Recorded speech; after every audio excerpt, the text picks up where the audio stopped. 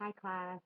I wanted to start week 3 by sending you guys a little message of encouragement and then also to go over our timelines in this course and some rules of discussion board. Um, I like to start all my live classes with a devotional, and I haven't had the opportunity to do that with you guys, so I figured since today is Sunday, I would read you the devotional that I did this morning myself. It's from Sarah Young's Jesus Calling. If you don't have this book and you're looking for a devotional, I highly recommend it. It's great for a year-long devotional. I'm actually on my second year of doing it, and I'm encouraged every day that I do it. I'm going to read this for you, and then we'll move on to our timeline and kind of what's coming up in our course. Keep walking with me along the path I have chosen for you. Your desire to live close to me is a delight to my heart. I could instantly grant you the spiritual riches you desire, but that is not my way for you. Together we will forge a pathway up the high mountain. The journey is arduous at times, and you are weak. Someday you will dance light-footed on the high peak, but for now your walk is often plodding and heavy. All I require of you is to take the next step, clinging to my hand for strength and direction. Though the path is difficult and the scenery dull at the moment, there are sparkling surprises just around the bend. Stay on the path I have selected for you. It is truly the path of life. Psalm 37:23 and 24, and Psalm 16:11. So I encourage you this summer, that whatever is going on in your life, that you stay on God's path for you. In 328, our current class, we are moving into week 3. I was encouraged to view your brochures, and then this week I'll be reading your article reviews, and then, as I mentioned before, when you put something in the Dropbox for me, then I will respond that way, and then otherwise I will be emailing you grades. Since we have such a small class, I don't like to post those grades, so I'll email you personally. Our discussion boards aren't quite working the way I had intended. If you notice in our netiquette, in an online class of this nature, you should be online a minimum of 2 times a week. I actually prefer that you're online every other day, that you're able to check and kind of be a part of a discussion.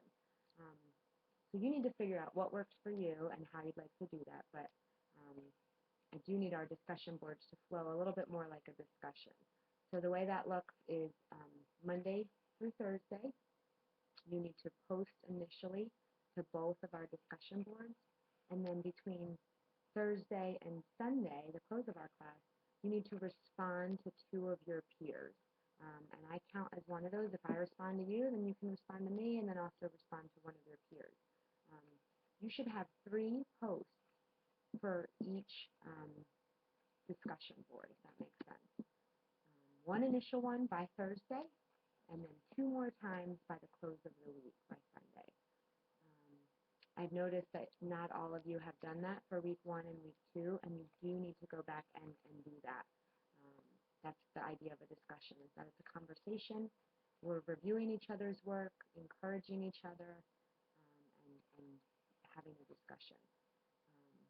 If you haven't viewed each other's brochures, please go ahead and do that. And if you haven't viewed each other's responses this week about inclusion and Head Start, you need to do that as well. For week 3, I would like to request that you are diligent to post one initial time. There's 2 discussion boards, one initial time by Thursday, and then again to 2 of your peers by Sunday. This is a pretty common way to run a Blackboard and discussion board. So I'd like to encourage you to figure out how that works in your schedule and what that means for you in your summer, and make that work. Remember that this course is the same as a 14 or 15-week course that you'd have in the fall, and we're just shortening it to 6 weeks. So I need to make sure I see that you're actively involved and participating and online, several times a week. Like I said, what works for me, I've taken several online courses, and I've also taught several online courses. I find that if I go on every other day, if I come onto the site every other day, and then also set some time aside for the papers and the big projects, the homework assignments, I usually set one evening aside to do those things. And usually I have no trouble getting it all done.